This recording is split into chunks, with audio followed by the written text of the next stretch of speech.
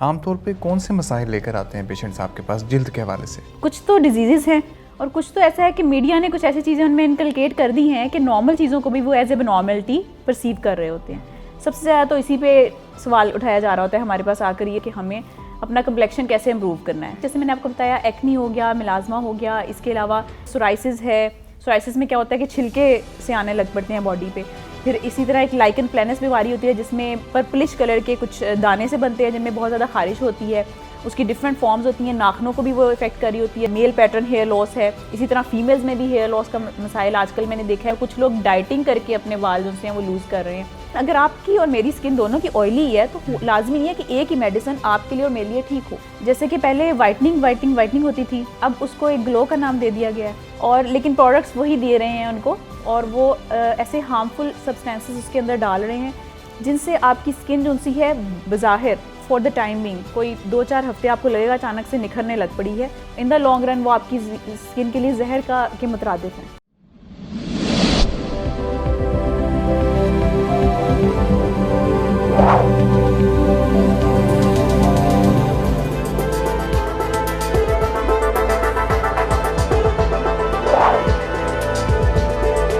अस्सलाम वालेकुम ख़वातीन और हज़रात, मैं शोएब इमाम एक नए इंटरव्यू के साथ हाज़िर खिदमत हूँ। दोस्तों, हमारे यहाँ नौजवान लड़के लड़कियाँ अपनी स्किन को लेकर बेहद परेशान दिखाई देते हैं। किसी को एक्नी का मसला है, किसी की स्किन ऑयली है या फिर किसी को हेयर ग्रोथ का मसला है। हम जानेंगे कि ये मसले मसाइल क्यों पैदा होते हैं। हम ये भी जानेंगे कि वाइटनिंग प्रोडक्ट्स जो हमारे माशरे में हर मार्केट में हमें दिखाई देती हैं, इनका स्किन पर क्या असर होता है और हमारे यहाँ गोरी रंगत को लेकर तासुब क्यों पाया जाता है। इसके साथ साथ हम बात करेंगे कि केमिकल से तैयार करदा अशिया जैसे कि साबुन, शैम्पू और फेस वॉश वगैरह के आपकी जिल्द पर असरात क्या होते हैं। आइए इन तमाम तर मौज़ूआत के बारे में बात करते हैं डर्माटोलॉजिस्ट मोहतरमा डॉक्टर आमना रसूल साहिबा से। बहुत बहुत शुक्रिया मैम आपकी तशरीफ़ आवरी का, आपने टाइम निकाला हमारे लिए। मैम, आप पिछले 8 सालों से डर्माटोलॉजी की प्रैक्टिस कर रही हैं और बेशुमार आप लोगों को ट्रीट कर चुकी हैं। मैं यहाँ पे ये जानना चाहूँगा कि आम तौर पे वो कौन सी बीमारियाँ होती हैं जो स्किन के हवाले से होती हैं और आम तौर पे कौन से मसले मसाइल नौजवान लड़के लड़कियाँ आपके पास लेकर आते हैं अपनी स्किन के हवाले से, और आजकल स्किन का इशू इतना ज़्यादा लोगों को क्यों फेस करना पड़ रहा है। इसके साथ मैं ये भी चाहूँगा कि आप लोगों को ये भी बता दें कि स्किन की इकसाम कितनी होती है। Thank you so much, Shoaib Sahab. I'm honored to be here, and it's a big time for me. And coming to your question directly, ऐसा है कि कुछ तो डिजीज़ हैं जिनकी वजह से नौजवान जो हैं वो ज़्यादा फ़िक्रमंद होते हैं और अपनी डिजीज़ को ट्रीट करने के लिए आते हैं हमारे पास। और कुछ तो ऐसा है कि मीडिया ने कुछ ऐसी चीज़ें उनमें इनकलकेट कर दी हैं कि नॉर्मल चीज़ों को भी वो एज ए नॉर्मलिटी परसीव कर रहे होते हैं। लाइक अब बहुत ज़्यादा आम हो चुका है और इस चीज़ में अवेयरनेस भी आ गई है कि जो कम्प्लेक्शन है, सबसे ज़्यादा तो इसी पे सवाल उठाया जा रहा होता है हमारे पास आकर ये सवाल किया जा रहा होता है कि हमें अपना कम्प्लेक्शन कैसे इम्प्रूव करना है या हम अपनी स्किन को वाइट कैसे कर लें। इम्प्रूव करने की भी बात नहीं आती, डायरेक्टली वाइट पे जंप होने की बात आती है। तो वो जो एक चीज़ वो आती है, कुछ तो ऐसे आते हैं जिनमें कोई मसला नहीं होता लेकिन वो अपना एक क्रिएट करके मसला लेके आते हैं because of the media and all that. और दूसरी तरफ कुछ लोग आते हैं जिनको वाकई कुछ ऐसे प्रॉब्लम्स होते हैं जिनको टाइम पे एड्रेस करना बहुत ज़रूरी होता है। उनमें से कुछ लोग तो आते हैं और कुछ टाइम पे नहीं भी आते। तो ये बताना ज़रूरी होगा कि जैसे कि एक्नी है या फिर कुछ लोगों को धूप में जाने से फ्रैकल्स और मिलाज़मा वगैरह का मसला हो रहा होता है, उसके साथ भी आते हैं। नौजवान और मिडिल एज के लोग भी आते हैं इन मसाइल के साथ। फिर इसके अलावा जैसे मैंने आपको बताया कम्प्लेक्शन का प्रॉब्लम है, इसी तरह कोई चोट लग जाती है, उसमें निशान पड़ जाता है, दाग पड़ जाता है, वो भी परेशान कर रहा होता है। तो कुछ लोग तो टाइम पे ट्रीटमेंट लेने आ जाते हैं। मसला तब पड़ता है जब कुछ लोग इधर उधर से इन्फॉर्मेशन लेके और उस छोटी सी चीज़ को मज़ीद ख़राब करके भी लेके आ रहे होते हैं। लाइक कुछ जैसे हमारा बहुत रवाज है कि हमारी जो ब्यूटिशियन ही होती है वही हमारी डर्माटोलॉजिस्ट होती है। तो बहुत सी यंग बच्चियाँ मैंने देखी जो अपनी शादी से कोई 5-7 दिन पहले कोई ट्रीटमेंट उनसे ले लेती हैं और फिर वो उनका फ़ायदे की बजाय नुकसान उठाती हैं। तो इस तरह के मसाइल के साथ भी आ रहे होते हैं हमारे पास पेशेंट्स। फिर बाकी कुछ जैसे कि आजकल मिडिल एज लोग हैं वो आते हैं हमारे पास ज़्यादा रिंकल्स के लिए और अपने यंगर लुक के लिए आ रहे होते हैं। तो ये सारे मसाइल हैं जो आमतौर पर हमारे पास पेशेंट्स लेके आ रहे होते हैं। और फिर उनको मोस्टली ये होता है, मेरी जो है अप्रोच स्किन की तरफ, तो मैं हमेशा से कहती हूँ कि less is more for skin. तो स्किन के लिए आप इसको एक तो ये मेरी एडवाइस होती है, दूसरी ये कि think of it as a organ of your body. It's not like कि अगर आपके सामने ये ऑर्गन है तो हर कोई इसको टारगेट कर ले, ब्यूटी पार्लर के मशवरे इस पर लगा ले। देखिए छोटी सी बात है, हमने अगर अपने आप की पर्सनैलिटी मेंटेन करनी हो तो हम एक ड्रेस डिज़ाइनर के पास जाते हैं एक अच्छा ड्रेस खरीदने। लेकिन अगर हमें बुखार हो जाए या कोई बीमारी का हम शिकार हो जाए तो हम ड्रेस डिज़ाइनर से नहीं पूछते कि अब इस जिस्म को ठीक करने के लिए क्या दवाई है। तो हम उसमें इसी तरह ब्यूटिशियन के पास आप ज़रूर जाएँ, आप उनसे अपने हेयर के बारे में, स्टाइलिंग के बारे में एडवाइस लें, मेकअप के बारे में एडवाइस लें। लेकिन जहाँ बात आ जाती है कोई डिजीज़ की या पैथोलॉजी जो आपको पता चल रहा है कि स्किन के अंदर प्रॉब्लम है, उसके लिए आप एक डर्माटोलॉजिस्ट को रब्ता करें, और उसमें भी सर्टिफाइड डर्माटोलॉजिस्ट, क्योंकि आजकल जो देखने में आ रहा है लोग बच्चे क्या है, चूँकि डर्माटोलॉजी एक ऐसी फील्ड आ गई है जिसमें बहुत मीडिया ने भी इसको थोड़ा सा ज़्यादा प्रोजेक्ट किया हुआ है। तो कुछ बच्चे MBBS करने के फ़ौरन बाद 3-4 दिन की वर्कशॉप लेके अपने आप को डर्माटोलॉजिस्ट और कॉस्मेटोलॉजिस्ट क्लेम कर रहे होते हैं। तो ऐसे में हमारी अवाम माशाल्लाह जो खासतौर पे पढ़ा लिखा तबका है, तो उनको तो किसी भी डॉक्टर से आपने कंसल्ट करना है तो आजकल ऑनलाइन सारी इन्फॉर्मेशन मौजूद है। मोस्टली आप कोई डॉक्टर जाएंगे तो उसकी आपको लिस्ट मिल जाएगी किसने कौन कौन सी क्वालिफिकेशन की हुई है, कौन सी नहीं की हुई। फिर दूसरा जो है कि एक आपके पास एक PMDC नंबर अवेलेबल होता है, तो अंदर की बात है, ठीक है। तो वो बता रही हूँ कि ये वो हमारी उसमें ना, अगर आप वो डाल के देखें वेबसाइट अब PMC बन चुकी है, तो उसमें उनकी वेबसाइट पे जाके हमारा नंबर अगर एंटर करें ना तो डॉक्टर से पूछ के, तो उसकी सारी नज़र आ जाती है कि इसकी क्वालिफिकेशन इसने क्या क्या ली हुई है। ये जो अपने आप को स्पेशलिस्ट बता रहा है, ये स्पेशलिस्ट इसमें है भी कि नहीं है, और हमारे लिए ये सेफ ऑप्शन हो सकती है या नहीं। बिल्कुल ठीक।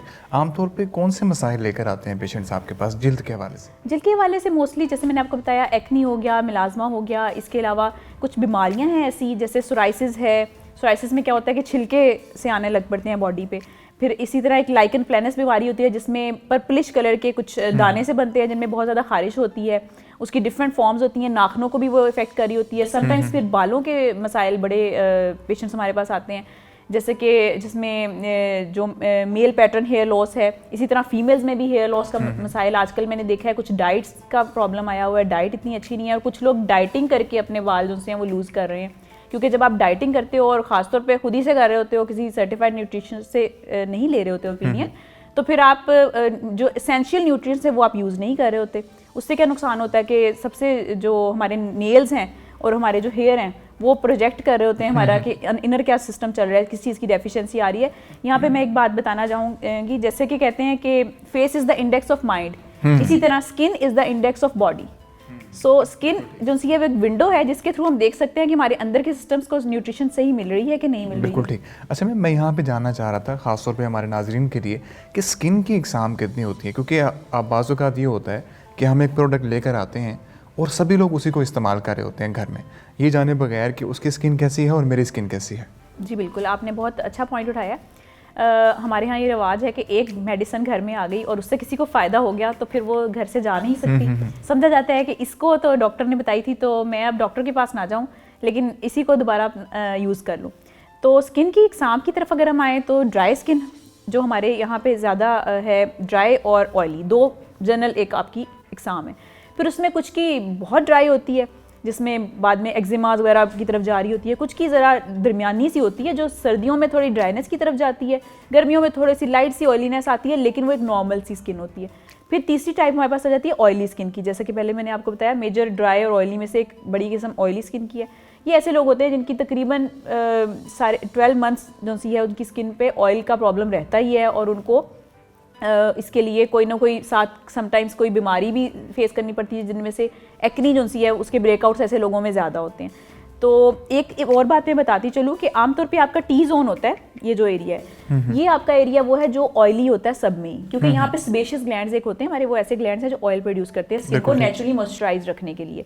तो उनमें नॉर्मली ये सब में हमारा ये जोन ऑयली होता है। तो कुछ मेरे पास पेशेंट आते हैं वो मुझे आके बताते हैं कि हमारा ये ना बहुत ऑयली है, तो हमारी स्किन ऑयली नहीं है, ऑयली है हमारी स्किन। एक्चुअली उनकी स्किन ऑयली नहीं होती, वो ड्राई स्किन नहीं होती है, लेकिन ये एरिया मैं बता देना चाहूँगी ये वैसे ही नॉर्मल स्किन वाले लोगों में भी थोड़ा सा ज़्यादा ऑयली होता है। तो जो ऑयली स्किन वाले होते हैं उनमें ओवरऑल फुल फेस ही जो है उस पर ऑयल की प्रोडक्शन ज़्यादा होती है। ऑब्वियसली यहाँ पे तो सबसे ज़्यादा होगी ही होगी, जिनमें नॉर्मल से भी ज़्यादा होगी, लेकिन बाकी एरियाज भी उनके ऑयली हो रहे होते हैं।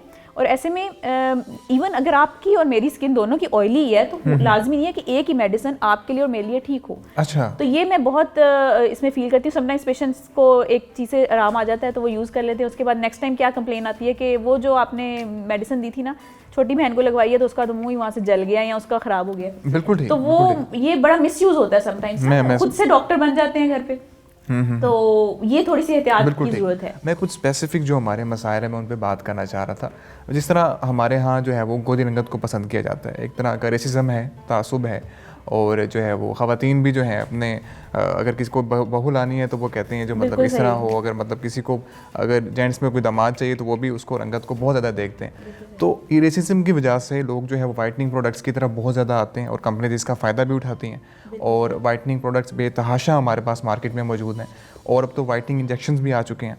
तो मैं ये जानना चाहूँगा कि वाइटनिंग प्रोडक्ट्स क्या असर करती हैं जिल्द पे, और जो ये वाइटनिंग के इंजेक्शंस हैं इनसे क्या होता है और इसके नुकसान क्या हैं? एक बहुत बड़ा टॉपिक आपने छेड़ दिया, लेकिन जवाब देना ज़रूरी है इसका, क्योंकि ये एक बर्निंग इशू है हमारा।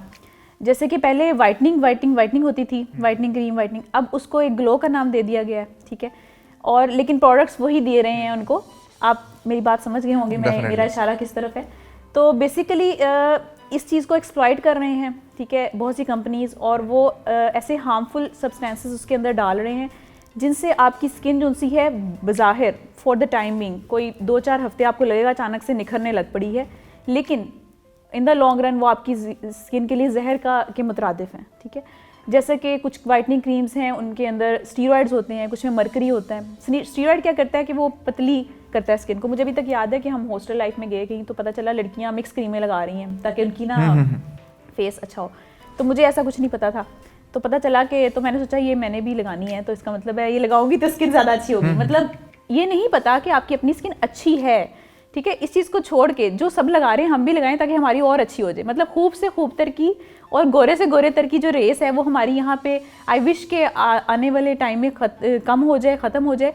लेकिन इस रेस के का जो फ़ायदा उठा रही हैं कुछ कंपनीज इस तरह उठा रही हैं कि वो ऐसे इंटेंसिव किस्म के उसमें चीज़ें डाल देती हैं कि जी हफ्ते में गोरा रंग, 7 दिन में गोरा रंग, 3 दिन में गोरा रंग।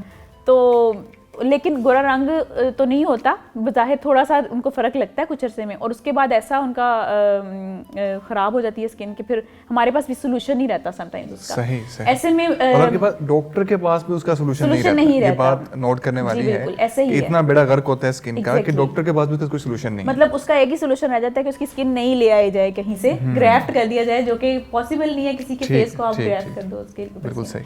तो ये एक मसला आता है, और उसमें एक तो स्टीरॉयड मैंने आपको बता दिया। तो स्टीरॉयड तो स्किन को पतला करते हैं। पतला करने से क्या होता है कि वो ज़रा ऊपर से स्किन रिमूव कर दी, एक तरह से एट्रोफी कराते हैं स्किन की, ठीक है।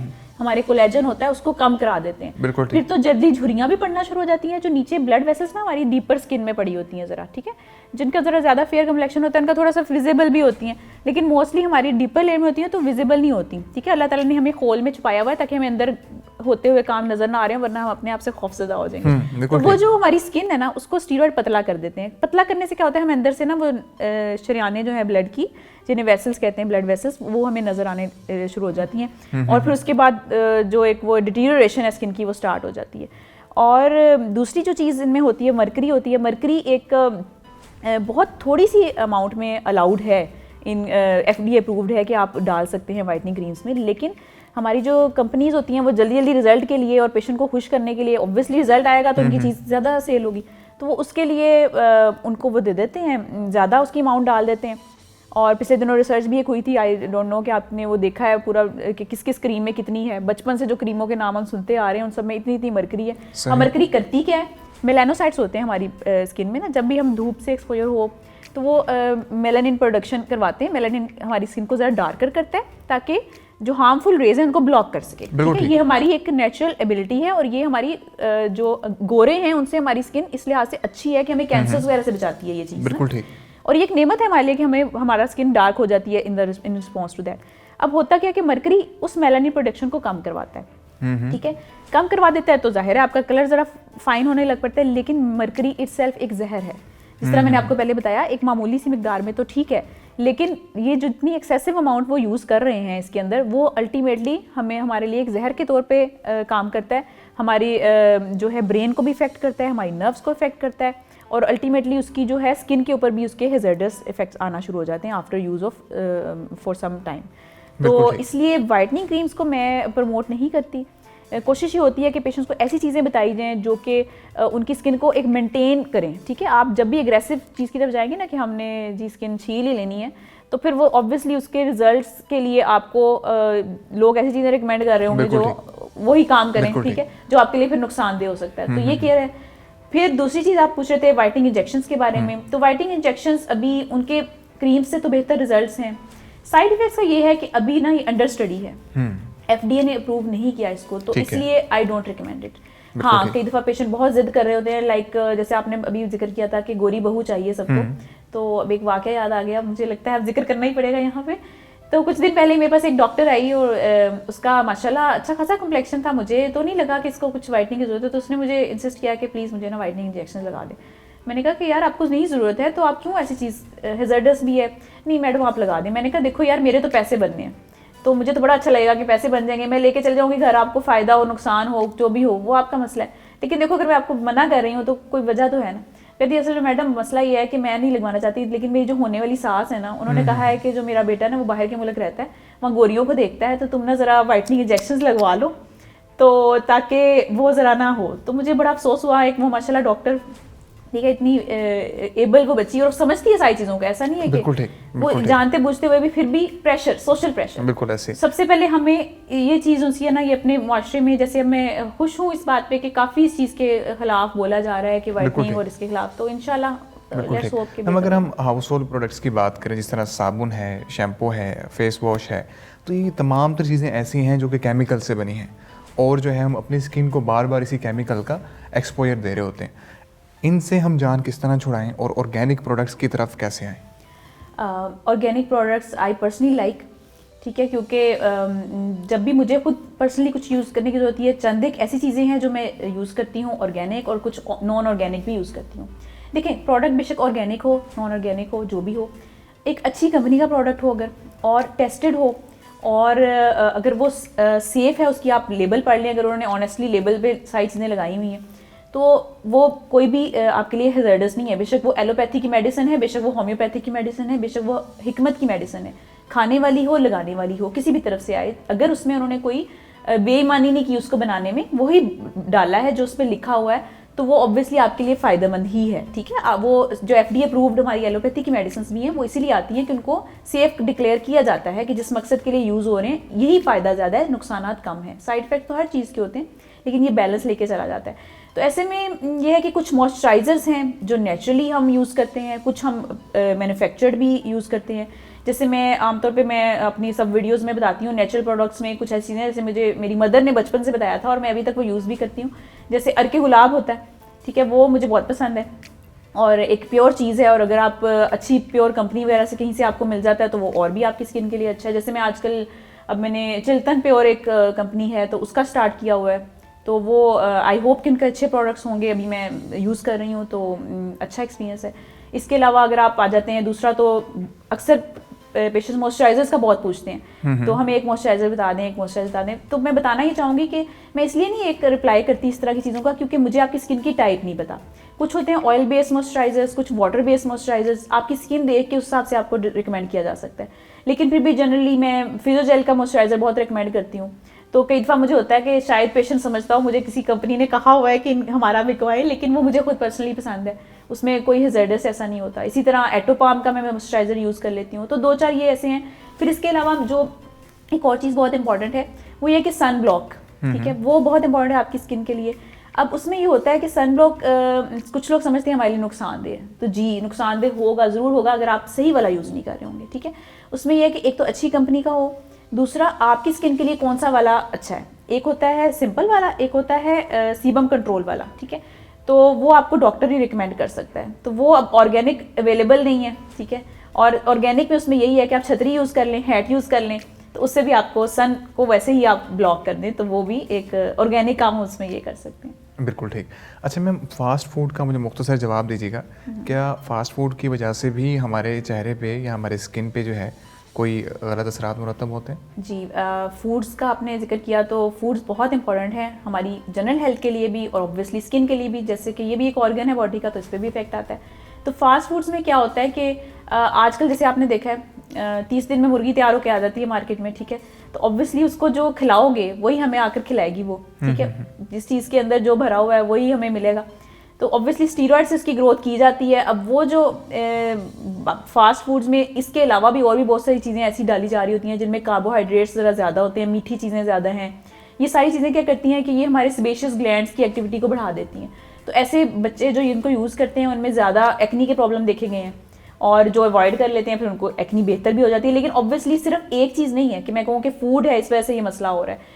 अपने में टेंडेंसी होती है पेशेंट में किसी एक डिजीज़ की, और वो कुछ फूड्स यूज़ करने से वो एग्रीवेट हो जाता है, मसला ऐसा हो जाता है। लेकिन सिर्फ एक चीज़ नहीं है। और दूसरी बात ये कि फास्ट फूड से हेयर ग्रोथ भी मैंने देखा है आजकल, स्टीरॉइड्स वाली चीज़ें यूज़ करने से हेयर ग्रोथ भी फेस पे ज़्यादा बच्चियों की आ रही है। तो वो भी एक मसला फास्ट फूड के यूज़ से है, तो हमें अवॉइड करना चाहिए। बिल्कुल तो नेचुरल फूड ज़्यादा यूज़ करना चाहिए। मैम, आप जनाब कासिम अली शाह साहब से काफ़ी इंस्पायर है, कोई राय देना चाहेंगे उनके बारे में? बस मैं तो ये कहना चाहूँगी कि अगेन आई एक्नॉलेज कि मेरे लिए एक ऑनर है कि उन्होंने मुझे मौका दिया, यहाँ पे बुलाया मुझे, और he is a inspirational speaker. और उसमें यह है कि मैंने उनसे इंस्पायरेशन पकड़ी कि जब मैंने यूट्यूब का चैनल, आपने देखा है मेरा चैनल, उसमें मैंने स्टार्ट किया तो मुझे कुछ लोगों ने कहा कि आप सारा कुछ तो आप बताई जा रही हैं, तो पेशेंट आपके पास कैसे आएगा। फिर फार्मा वाली कुछ कंपनीज ने स्पेशली मुझे मिलने आए, तो मैंने कहा देखो, मेरा ये दिल है कि मैं जो इन्फॉर्मेशन है ना जो मेरे पास है ये कहीं संभाल के चली जाऊँ, उससे बेहतर है मैं लोगों को बता जाऊँ, ठीक है। तो कि मैं अगर ना भी रहूँ तो एक अच्छी इन्फॉर्मेशन, मेरी नेक नियत ही है कि मैं स्प्रेड करूँ सही इन्फॉर्मेशन डिजीज़ के बारे में, पेशेंट्स को गाइड करूँ। तो मैं ये चीज़ें जब कर रही थी तो मुझे अचानक से एक दिन मेरे सामने उनकी वीडियो आई शाह साहब की, और वो इसी टॉपिक पे थी। उन्होंने बताया कि वो जब उन्होंने काम स्टार्ट किया ना, तो उससे पहले लोग नोट्स छपा लिया करते थे, ये एक वीडियो में उन्होंने बताया हुआ है। तो उन्होंने कहा मैंने वो बोलना शुरू किया, बताना शुरू किया लोगों को। तो मुझे उनसे ना हो गया कि अच्छा ठीक है, लोग अच्छे हैं दुनिया में जो ऐसा काम कर रहे हैं, और इस काम के साथ आप जिंदा रह सकते हो। मतलब अगर आप ऑनेस्टली सारा कुछ बता दो, तो मेरे लिए बहुत बड़ी इंस्पायरेशन थी वो, और मुझे एक ढारस नहीं बन जाती आपकी कि हाँ आप ठीक काम कर रहे हो। और फिर सर ने और भी सर की बहुत सी ऐसी बातें हैं जो कि अगर मैं कोट करना शुरू करूं, तो बस ऐसा हुआ था कि एक दिन एक वीडियो देखी तो यकीन करें 2-3 दिन मैं उनकी वीडियो देखती रही, और मुझे एक लाइन मिल गई कि मैं अगर किसी नेक मकसद के पीछे लगी हूँ तो ठीक है, और भी लोग हैं जो मुझे इंस्पायर कर रहे हैं ऑलरेडी, तो फिर why not, I should also. बिल्कुल ठीक, बहुत बहुत शुक्रिया मैम आपकी तशरीफ़ आवरी का, आपने टाइम निकाला हमारे लिए। मैं उम्मीद करता हूँ हमारे नाजरीन, ख़ास तौर पे वो नाजरीन जो अपनी स्किन को लेकर परेशान हैं, उन सब के लिए इंटरव्यू इंतहाई मुफीद साबित हुआ होगा। इंटरव्यू देखने का बहुत बहुत शुक्रिया।